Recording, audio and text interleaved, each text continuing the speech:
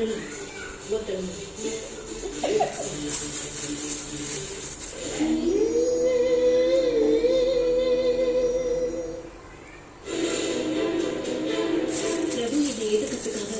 ஒரு திட்டத்தை போட்டேன்.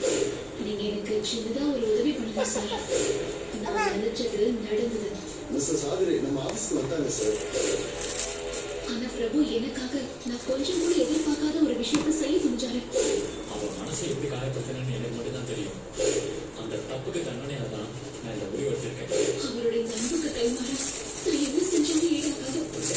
சன்ஃப்ளவர் ஆயில் வழங்கும் அருமகள் இன்று இரவு 8 மணிக்கு உங்கள் சன் டிவியில்.